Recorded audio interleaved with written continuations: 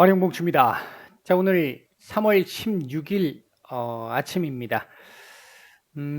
미국 시장 얘기 조금 드려야 될 부분이 좀 많이 있습니다. 있고 이제 오늘 우리 시장 말씀까지 좀 드려보고자 하는데요. 먼저 일단 미국 시장 같은 경우 어제 급등이 나왔죠. 요즘 뭐 변동성 지금 뭐 장난 아닌 이런 정도의 상황인데 일단 그나마 좀 다행스러운 부분은 13,000포인트 어제 이거 이탈되면서 여기까지 열어야 된다라고 말씀을 드렸던 부분에서 일단 하루 만에 돌려줬다라는 측면에서는 그나마 다행스럽기는 합니다만 아직까지는 추세적으로 뭔가 이 지금 현재 이렇게 밀리고 있는 이 추세가 지금 바뀌었다거나 하는 부분은 지금 전혀 없습니다. 그러니까 하루하루의 변동성 1위 1비 장세 뭐 이런 정도의 흐름으로 볼 수 있겠고요. 어제 일단 이렇게 반등이 나왔던 가장 큰 이유 중에 하나는 뭐 일단 뭐니 뭐니 해도 이 국제 유가가 일단 $100 밑으로 내려오면서 어 이번 이 러시아의 침공 이전의 흐름으로 일단 돌아왔다라는 거. 뭐 돌아왔다 하더라도 사실은 뭐 $99, $96 뭐 이 정도 같으면은 굉장히 높은 수치이긴 한데 기존에 뭐 너무 높았었고 그 $130 까지 가는 그 상황 속에서 $200 전망도 나오고 막 이랬던 구간에서 지금 조금 떨어지니까 그에 대한 어떤 반작용 뭐 요런 정도로 볼 수 있는 상황이라고 보시면 될 것 같고요. 그다음에 이제 어제 미국 시장의 상승을 조금 더 이렇게 키웠던 부분에는 생산자 물가 지수 PPI에 있었습니다. 2 월. CPI는 계속해서 지금 높게 나오면서 조금 시장에 부담을 계속 줬는데 일단 생산자 물가 지수가 어제 컨센의 하향 수치를 찍고 나오면서 이거 피크 아웃에 대한 어떤 기대감, 일부 기대감들이 조금 작용했던 부분, 이로 인해서 기술주들의 움직임이 조금 더 괜찮았던 유가 하락과 어 이 인플레이션의 어떤 피크 아웃 기대감, 이런 부분들이 어제 작용하면서 미국 증시 특히 이제 나스닥 조금 더 상승폭이 컸던 이런 부분들을 볼 수 있었고요. 어제 이제 이 우크라이나와 이 러시아의 회담 관련한 부분에서는 일단 젤렌스키 대통령이 어제 이 나토 가입이 어렵다라는 걸 인정하는 이 부분들이 좀 있었었고요. 푸틴은 뭐 우크라이나가 뭐 이 문제를 지금 해결할 의지가 없다 뭐 이런 식으로 지금 얘기를 하면서 아직까지는 신경전을 조금 계속 펼치고 있었습니다만 어제 그러니까 그저께 이 4차 회담이 시작되고 2 시간 만에 중단된 이후에 어제 다시 재개가 됐잖아요. 재개가 되고 나서 우크라이나 협상 대표가 했던 얘기를 보면 굉장히 협상 과정이 힘들고 지금 질척거리고 있다. 어렵다. 근본적인 대립이 있는 상태다. 그러나 과거처럼 항복을 지금 종용하고 있는 상황은 아닌 것 같고 타협의 여지는 있는 것 같다. 요런 정도 얘기가 나오면서 조금 더 구체적으로 소그룹별로 분과 협상이 진행될 예정이다. 이런 정도의 얘기가 나왔습니다. 이제 큰 틀에서 얘기가 어느 정도는 윤곽이 좀 나왔으니까 소그룹별로 지금 얘기들이 나오는 상황이다라고 볼 수 있겠죠. 죄송합니다. 그리고 오늘 다시 협상은 계속해서 진행이 될 것이다. 그러니까 어제 시간이 이제 모자랐었다 이런 개념이 되는 거죠. 그럼에도 불구하고 지금 뭐 러시아의 우크라이나 침공은 지금 계속 지속되고 있는 상황이기는 한데요. 한편으로는 이렇게 압박을 하면서 가급적이면 항복 문서를 받으려고 하는 그 모습 액션은 계속 지금 나오고 있는 상태고 한편으로는 협상을 진행을 하면서 뭔가 이 러시아 입장에서도 푸틴 입장에서도 명분을 지금 찾으려고 하는 그런 시도 정도는 조금 보이는 것이 아닌가 일단 그렇게 보여집니다. 일단은 어 어제 나왔던 뉴스 보면 뭐 어제 오후에 나왔던 뉴스를 보면 미국이나 EU 쪽에서 이 사령관을 하셨던 분들이 음 러시아의 지금 현재 물자 상황이 어 열흘에서 최대 한 2주 정도밖에 남지 않았다라는 얘기가 나왔어요. 어제 젤렌스키 대통령이 빠르면 1-2주 안에 끝이 날 수도 있을 거고 늦으면 5월 정도 이렇게 얘기를 했었잖아요. 그 부분하고 어느 정도 일맥상통하는 부분이 좀 있는 것 같습니다. 이 부분의 인제 변수는 러시아가 시리아 용병을 얼마나 많이 데리고 올 것이냐라는 이 변수가 하나 있을 거고, 그리고 가장 강한 변수 중에 하나는 중국이 물자 지원을 할 것이냐라는 겁니다. 물자나 무기 지원을 할 것이냐라는 겁니다. 일단 중국도 러시아도 양국 모두 부인을 하고 있습니다만, 미국 쪽에서는 지금 미국 나름의 어떤 정보가 있겠죠.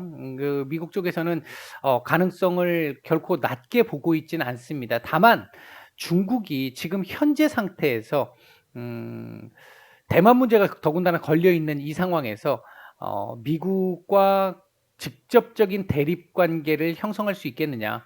지금 세컨더리 보이콧 관련된 얘기까지 일단 언급이 다 된 상태이기 때문에 그 부분을 감수하고까지 러시아를 지원하겠느냐. 이렇게 되면 완전히 인제 신냉전으로 중국과 러시아, 북한 요렇게 딱 떨어져 나가고 나머지 이렇게 지금 갈라질 수 있게 되겠고요. 그렇게 된다 그러면은 국제 질서가 완전히 재편돼야 돼서 경제적으로는 아마 충격이 크게 한번 올 수도 있습니다. 지금 현재 세계의 공장, 물론 많이 빠져나갔습니다만 세계의 공장이라고 하는 중국, 이 흐름이, 이 아성이 무너져야 되는 상황이기 때문에 아마 그 상황까지는, 글쎄요. 뭐 요즘 하도 예상 밖의 상황들이 많이 나와서 뭐 확언할 수는 없겠습니다만, 중국 입장에서도 굉장한 부담이 될 수 있는, 이렇게 되면 중국과 러시아 둘이 쎄쎄쎄하는 관계 이상 되기가 어렵거든요. 중국 입장에서는 그 부분을 쪼끔 돌파구를 마련하고자 지금 미국과 관계가 안 좋은 사우디 쪽으로 이 얘기를 지금 자꾸 트고 있는 상태잖아요. 그래서 지금 뭐 사우디 석유를 위안화로 결제를 하는 방안에 대해서 논의를 하겠다. 지금 사우디 입장에서도 미국에 어느 정도 어 삐쳤다라는 걸 보여주는 상황이기도 하고요. 그동안 미국이 보면 중동 문제, 어쨌든 지금 이 문제가 자원과 관련된 문제이기 때문에 지금 사우디 입장에서 놓고 보고 중국 입장에서 놓고 보면 관련한 문제일 수 있기 때문에 그동안 미국과 사우디 관계가 상당히 괜찮았잖아요. 좋았잖아요. 좋았는데 사우디 입장에서 보면 미국이 필요할 때 사우디가 도와줬는데 미국이 조금 필요 없다고 해서 사우디를 등지는 이런 상황들이 몇 차례 있었단 말이죠, 그동안. 그 부분에 대한 사우디의 지금 불만 표시로 보여지고요. 이 부분을 미국이 어떻게 주워 담을지 여부도 일단 좀 지켜봐야 될 부분이기는 합니다. 그리고 이제 어 어제 국제 유가를 떨구는 데 있어서 아마 이건 이 국제 유가가 어제 좀 떨어졌던 부분은 투기 수요가 지금 일단 좀 한풀 꺾인 부분들도 일부 있을 것 같고요. 그리고 일단 어제 오페크에서 원유 보고서가 나왔는데 수요 예측이 일단 좀 하향이 되면서 공급량을 늘리는 부분이 아니라 수요가 좀 줄어들면서 국제 유가가 더 이상 올라가기는 어려울 것이다. 이런 쪽의 얘기들이 좀 나왔고요.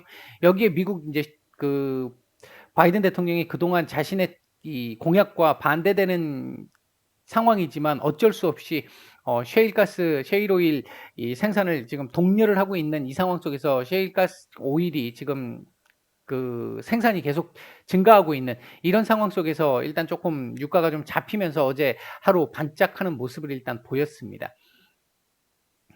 다만 인제 우리가 좀 생각을 해 봐야 될 부분은 중국의 지금 봉쇄 상태죠. 중국의 봉쇄 상태가 어 지금 보면 뭐 미국도 유럽도 지금 현재 우리나라도 확진자가 계속 증가는 하고 있습니다만, 인제는 기존의 엄격하게 이 통제하는 방역이 아닌, 같이 지금 뭐 일단 치명률이 낮다라는 그 부분에 쪼금 더 방점을 찍어서 같이 생활하면서 지금 벗어나오는 이런 상황들이 지금 진행되고 있잖아요. 뭐 그러다 보니까 지금 뭐 오늘 같은 경우도 뭐 지금 정부 예상치보다 훨씬 더 많은 확진자가 나왔고 아직 피크 아웃이 아니다라는 그 부분에 좀 우려스러운 부분은 좀 있습니다만, 중국은 어 기존 시장에서의 이 예상은 중국도 일단은 이제는 쪼끔 같이 풀어가면서 갈 가능성이 높지 않을까. 왜냐하면 경제 성장률을 맞춰야 되는 부분이 있을 거고, 올해 시진핑 3 연임을 감안해서 본다라고 한다면 경제를 최대한 안정적으로 조금 이 유지를 시켜야 되는 이 부분이 있기 때문에 이 부분에 대한 이 예상이 좀 있었는데 예상과 달리 중국은 여전히 철저한 봉쇄 정책 쪽으로 유지를 해 나가고 있는 상황입니다. 이러다 보니까 지금 중국도 현재 확진자가 급증하고 있는 상태잖아요. 지금 뭐 2-3일 전에 1,000 명대였는데 지금 5,000 명대까지 지금 2-3일 만에 5,000 명대까지 지금 올라온 이런 상황이기 때문에 이 부분이 전면 봉쇄가 이루어지게 되면 기업들의 공장 가동이 안 되는 상황이고, 공장 가동이 안 된다라고 한다면 공급망 훼손에 대한 문제, 공급망 훼손이 나오게 되면 또 인플레이션으로 이어지는 문제, 이런 부분들의 문제들이 지금 얽히고 설켜 있어서 중국 상황을 좀 계속 지속해서 봐야 되는, 어제 우리가 한동안 조금 동조화율이 떨어졌습니다만 어제 중국 증시와 동조화율이 높았잖아요. 이제 그 부분이 지금 이 부분을 반영하는 상황이다라고 보시면 될 것 같고, 오늘도 아마 그 부분은 진행이 되지 않을까 일단 예상이 됩니다. 그리고 또 한 가지 이제 러시아 디폴트 관련해 가지고는 뭐 전에도 몇 차례 말씀드렸습니다만 인제 이 유럽 시간으로 16 일입니다. 예, 오늘이에요. 유럽 시간으로. 음 일단은 지금 현재 러시아가 채권을 못 갚는 상황을, 돈이 없어서 못 갚는 상황은 아니잖아요. 근데 지금 국제 결제망에서 퇴출이 되다 보니까, 그리고 해외 자산 동결돼 있다 보니까 달러 결제가 안 됩니다. 그래서 지금 루블화로 결제를 하겠다라는 얘기가 있었잖아요. 그 푸틴이 과거에 이제 발언을 했었잖아요. 3월 초에. 근데 지금 오늘 돌아오는 만기에 돌아오는 두 건이 달러로 지급해야 한다라는 조항이 있습니다. 그러니까 루블화로 지급이 안 돼요. 그렇기 때문에 오늘 지급을 못하면 일단은 형식적인 의미에서 디폴트는 나올 수밖에 없는 상황이고, 다만 한 달의 유예 기간을 뒀기 때문에 한 달 뒤에 확실한 디폴트인지 아닌지가 나올 것으로 보여지는데, 일단 현재 상황에서 그전까지 전쟁이 어느 정도 이제 종료가 되면서 해결의 조짐, 제재가 풀리고 이런 해제 조짐이 나온다면 전혀 문제가 되지 않을 것이고, 그렇지 않다라고 한다면 시장에 영향이 전혀 없지는 않을 겁니다.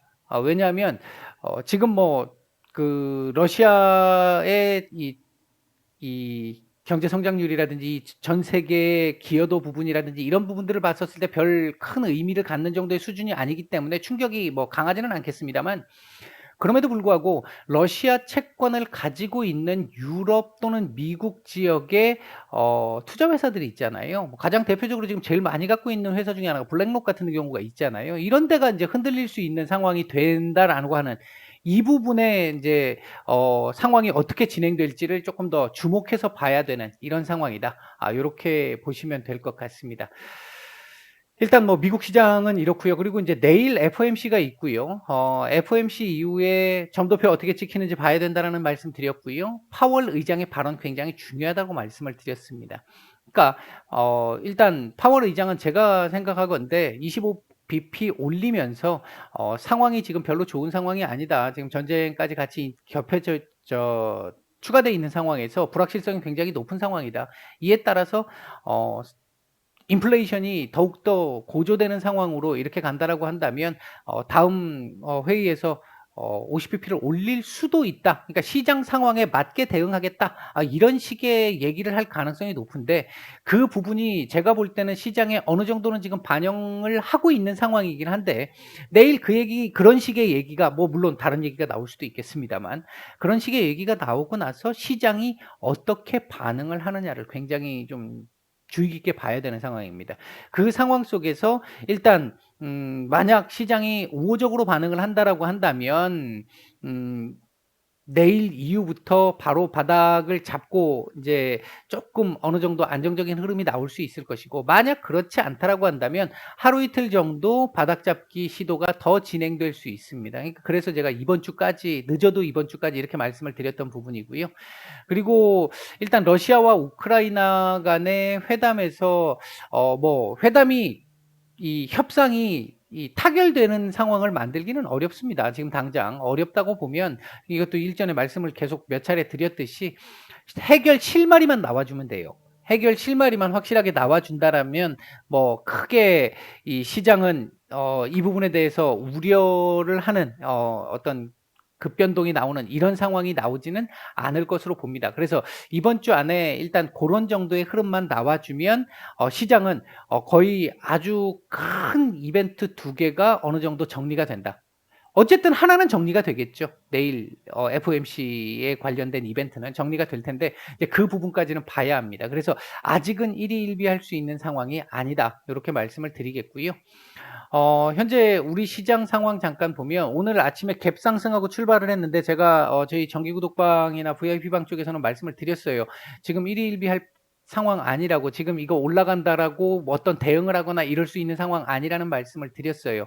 아니나 다를까 지금 이렇게 밀리는 이런 흐름 나오잖아요. 그리고 아직 중국 증시 시작을 안 했습니다. 잠시 후에 시작이 될 예정인데 중국 증시 상황까지는 봐야 합니다. 다행스럽게 어제 일단 과도한 하락이 나왔기 때문에 중국이 이 부분에 대한 기술적 반등이 나올지 아니면 지금 이 봉쇄 조치에 대한 우려 때문에 추가적인 하락이 나올지까지 지켜봐야 되고, 장중에 아마 중국 증시와의 동조화율이 조금은 높은 상태로 움직일 가능성이 현재로서는 좀 높은 상황입니다. 따라서 지금까지는 계속 말씀드리는 게 이번 주까지는 시장 바닥 잡는 상황을 좀 봐야 한다. 바닥을 이벤트가 종료되고 그 종료된 이벤트에 대한 영향이 어느 정도 시장에 반영되면서 이후 급변동을 만들어내는, 급락이나 급등을 만들어낼 수 있는 요인들이 어느 정도는 시장에서 소화가 되어야만이 그다음부터 움직임을 조금 얘기할 수 있는 상황이 될 것이다. 일단은 그렇게 보고 있는 상황이고요. 오늘 뭐 우리 시장 지금 차트 보기 전에 요거부터 먼저 한번 보죠. 현재 외국인들 코스닥은 매수 전환을 한 상태인데 코스피는 아주 더디지만 계속해서 지속적으로 조금씩 매도가 지금 나오고 있는 상태고, 선물은 매도 전환을 한 상태입니다. 시장 전체적인 수급도 그렇게 썩 현재 좋은 상황은 아니고요. 어 현재 움직이고 있는 섹터들 보게 되면 어제에 이어서 안철수 전 후보, 안철수 대표의 이 인수위 참여 관련한 부분과 관련해서 탈모 관련주 움직임이 좀 괜찮은 모습을 보여주고 있고, 어제 유가 안정에 따라 가지고 이 항공 섹터들 미국에서 굉장히 이제 급등이 나왔죠. 대신 미국의 항공 섹터들의 급등은 실적도 동반이 된 상태였습니다. 실적이 동반됐기 때문에 아주 강하게 움직임이 나왔고요. 우리나라 같은 경우는 지금 현재 아직까지는 실적이 받쳐주는 섹터들이 그렇게 많이는 없잖아요. 그리고 우리 확진자 오늘도 지금 뭐 거의 말도 안 되게 최다 수치를 찍은 상태고, 물론 이렇게 찍고 나면 정점에 가까워진다라는 건 분명히 있기 때문에 그에 대한 기대감은 있는데, 현재 우리나라에서 정부에서 지금 진행하고 있는 이 상황을 보면 지금 이 확진자들에 대한 어떤 관리라든지 이런 부분들의 상황을 보면 거의 지금 미국이나 유럽은 정점을 찍은 이후에 개방되기 시작했던 정책들이 우리나라 같은 경우는 확진자의 피크를 찍지 않은 상황에서 일부를 지금 계속 따라가고 있는 상황이 나오다 보니까 확진자가 지금 계속 멈추지 않고 있는 상황이고요. 이에 따라서 미국의 어떤 리오프닝 섹터들 움직이는 거에 비하면 우리가 조금은 뭐 같이 어느 정도 영향을 받겠습니다만 그 수의 폭이 조금 적을 수 있을 거고, 우리는 대신 앞으로 인제 피크 찍고 내려오는 시점부터 시작해서 한 차례 정도는 더 반영이 될 가능성은 남아 있겠다. 요렇게 볼 수 있겠고요. 그 외에 오늘 일단 PCB 섹터들 조금 괜찮은 모습을 좀 보여주고 있고요. 아침에 반도체 섹터들이 조금 움직임이 좀 괜찮았는데 전반적으로 괜찮았는데 지금 지수 밀리면서 윗골이 달고 지금 대체적으로 조금 밀린 이런 흐름들을 보여주고 있습니다. 반면 비료, 농업 이 섹터는 말씀을 드렸어요. 이제 뭐 에너지, 건설 요런 섹터들 지금 오늘 밀리고 있는데 건설 섹터야 지금 현재 이 대통령 당선인 이 테마로 순환매되는 과정에서 지금 나오는 상황으로 볼 수 있고, 원자력 마찬가지고요. 그런 상황으로 볼 수 있고, 나머지 섹터들은 지금 전쟁 관련한 흐름으로 움직임이 나왔던 부분이기 때문에 이 부분이 지금 조금씩 이제 영향력이 줄어든다. 물론 뭐 변수는 남아 있습니다만 그런 차원에서 놓고 본다라고 한다면 얘네들은 이제 이렇게 조금 지속성을 가지고 볼 수 있는 상황은 분명히 아닌 쪼끔은 위험성을 가진 상황, 뭐 요건 이번 주 증시 전망에서도 일요일 날 말씀을 드렸던 부분이고요. 일단 뭐 고렇게 볼 수 있을 것 같습니다. 현재 외국인들 매수하고 있는 종목들 보게 되면 또 이거 ETF 지금 또 제일 많이 나오고 있는데 별로 안 좋습니다, 이건요. 대한항공, 네이버 요런 정도 있는데 양이 그다지 많지는 않습니다. 매도 상위 쪽에서는 LG화학, 삼성전자, SK하이닉스, 엔솔 요런 정도 종목들 매도가 조금 나오고 있고요. 코스닥 시장 쪽에서는 시젠, 에코프로비엠, PNT, 컴투스, BH, CIS, 메지온, NSN 뭐 요런 종목들 매수가 조금 괜찮게 들어오고 있고요. 반면 매도 상위 쪽에서는 안랩, JW 신약, 아프리카TV, 서부 T&D, 클래시스, 주성 엔지니어링 같은 종목들 매도가 좀 나오고 있습니다. 일단 오늘 우리 시장 이게 오늘 갭이 너무 많이 뜨면서 또 음봉 이렇게 만들고 있는 상황이기 때문에 사실 별로 좋은 그림은 아닌 상황이고요. 미국과는 지금 다른 그림입니다. 좋은 그림은 아니고 이후 중국 증시 개장 이후에 중국 시장의 흐름에 따라 조금 변동이 있을 수는 있겠습니다만 일단 기본적으로 2,600까지는 열어 놔야 되는 상황이고 장중 이탈도 일단은 고려를 하고 있어야 되는 고런 정도의 상황에 있는 오늘 현재의 상황이다. 내일 FOMC 결과 나오고 파월 의장 발언까지 나와서 미국 시장에서 소화되는 시장에서 그 부분을 소화하는 그 부분까지는 1차적으로는 좀 지켜봐야 하지 않을까. 일단 요게 지금 현재로서 드릴 수 있는 말씀입니다. 오늘 오전 말씀은 여기까지 드리고 마치겠습니다.